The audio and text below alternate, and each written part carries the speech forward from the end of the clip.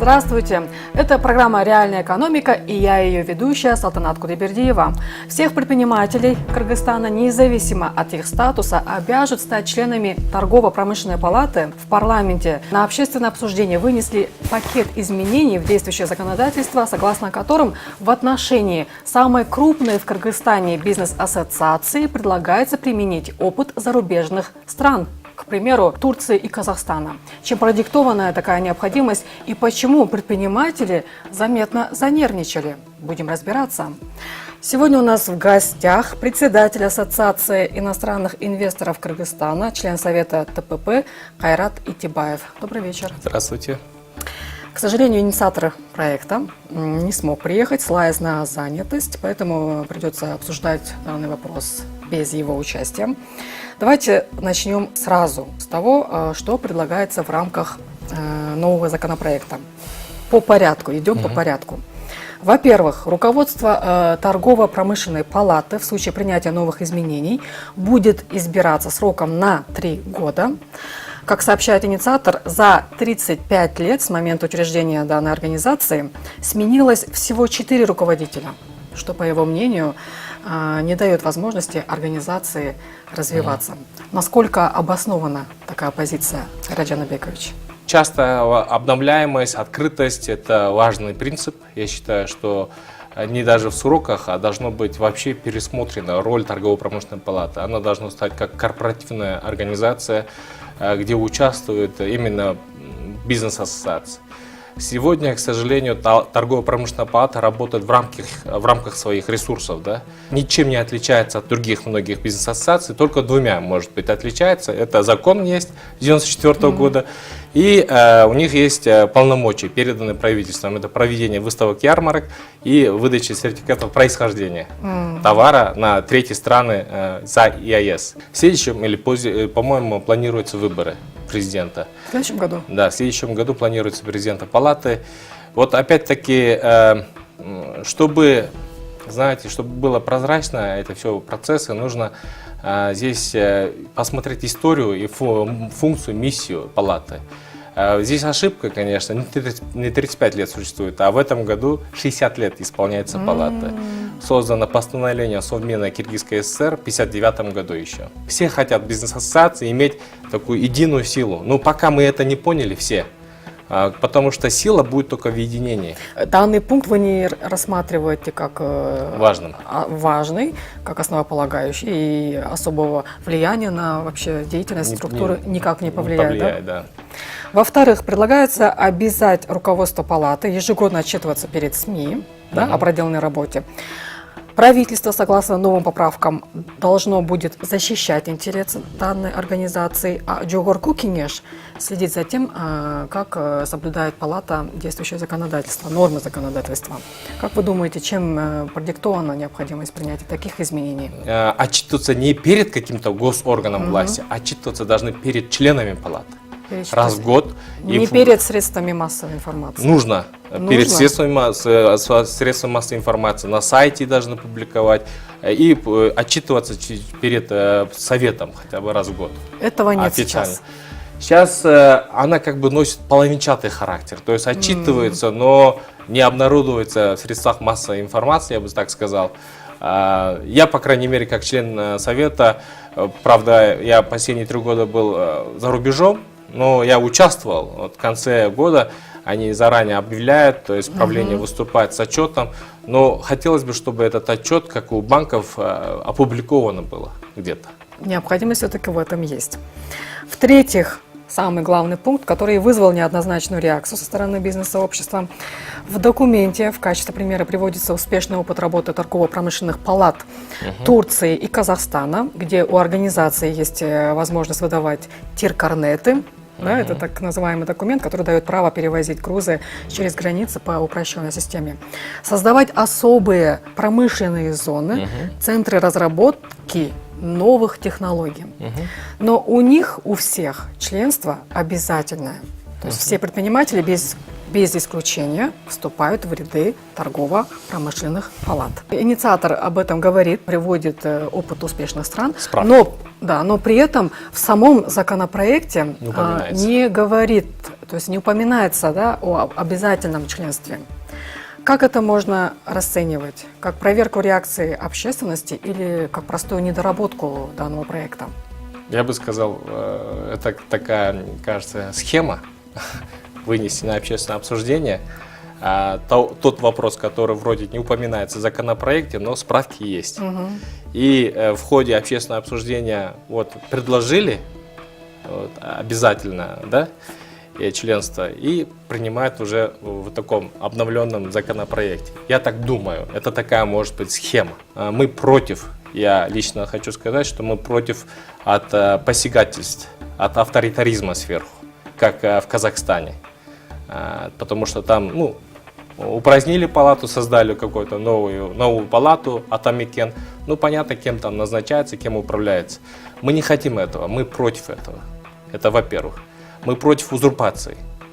Во-вторых, это очень важно, чтобы какие-то третьи там, люди, которые незнакомые, допустим, люди в бизнес-сообществе, приходили и начали всех заставлять входить вот в палату. Это уже не соответствует нашим принципам. Я хочу сразу эту позицию обговорить. Я выступаю за системное решение. Вот если мы оставим как есть, то мы будем также раздроблены. Мелкие, слабые, которые зависят в основном своей деятельности от кого? От международных агентств по сотрудничеству и развитию. То есть это донорское сообщество. Каждая бизнес-ассоциация, большинство в своем числе, зависит от донорского сообщества. Но это не может всегда продолжаться. Предприниматель не хочет платить дважды. То есть нашей отраслевой или функциональным признаком бизнес-ассоциации есть, им не хотят отдать отдельно ассоциации платить и отдельно палате платить. То есть в чем тогда получается функция ассоциации? Да? То есть ассоциации тоже являются членами торгово-промышленной палаты? Вот в новом проекте или в новом, скажем, новой модели палаты, как должно быть, все ассоциации должны в априори быть членами. То есть как делегированные других предпринимателей. А вот что касается вот моя позиция малого, среднего бизнеса, вообще не должны быть взиматься деньги. Вот как в японской палате модели. Может быть, мы сделаем такую каникулу на 5 лет. А может быть, я вот, например, представляю, да, ассоциацию иностранных инвесторов, у меня в порядке там 50 членов, я уже взимаю с них оплату, я как член ассоциации, то есть как член палаты, как ассоциация, вношу от ассоциации членский взнос. В том же Казахстане и в Турции, да, обязательное членство, оно платное или бесплатное? Платное. Платное. И я вообще не хотел бы, что эти два примера, они не совсем удачные. А в этом случае за счет чего тогда торгово-промышленная палата будет жить и работать? Спонсорская помощь, поддержка. Но членство обязательно. Вот моя позиция такая. Но при условии, что мы будем участвовать независимо, то есть будем независимой саморегулируемой организацией, как палата.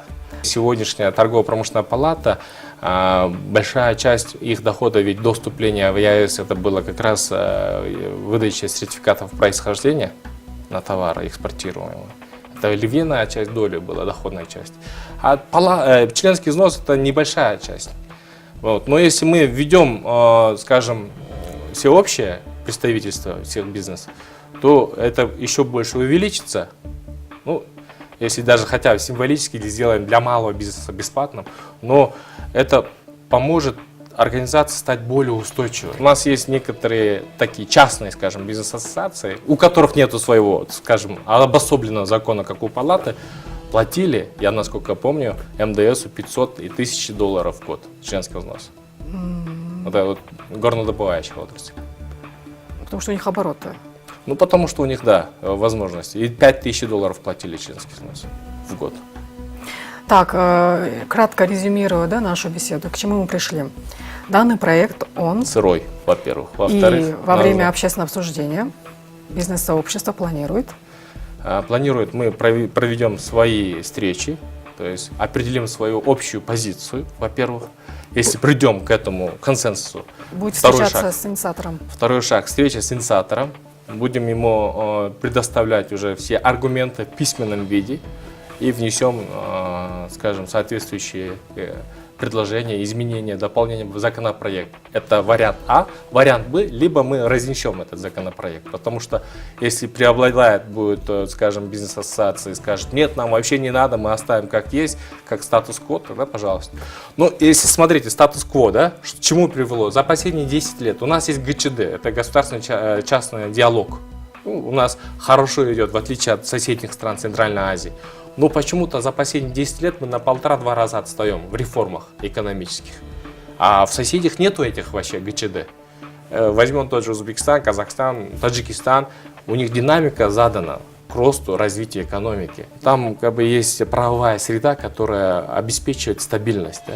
У нас много мнений, много пониманий, подходов, да, то есть, который может и финансироваться извне. То есть, я не сторонник того, чтобы сказать, запретить, взять и закрыть, ограничить. Нет, я сторонник того, чтобы объединение, единение. Да? Вот есть такая метафора, если мы возьмем один прудик, его сломать легко, а если собрать его кучу, то сломать невозможно.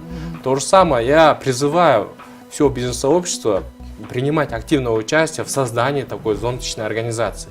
Завтра не факт в том, что вам может нравиться и не нравится. Вы можете также продолжать работать вне палат. Свои вопросы лоббировать и продвигать своих этих, да. Но самое главное, я хочу, чтобы вице-президенты палаты были именно по ротации, именно лидеры бизнес-ассоциаций. Чтобы президент избирался именно бизнес-ассоциациями внутри. Чтобы это было прозрачно максимально.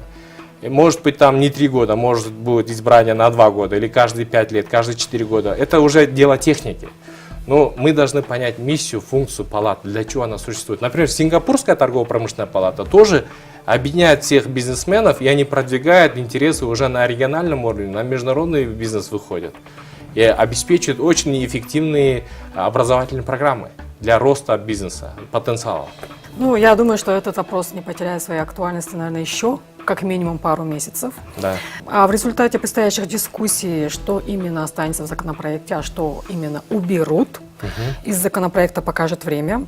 Мы, в свою очередь, будем следить за ходом рассмотрения новых поправок. Вам большое спасибо за очень интересную и содержательную беседу. Всего вам доброго. Спасибо большое. А с вами была Салтанат Кудайбердиева, и вы смотрели программу «Реальная экономика». До свидания.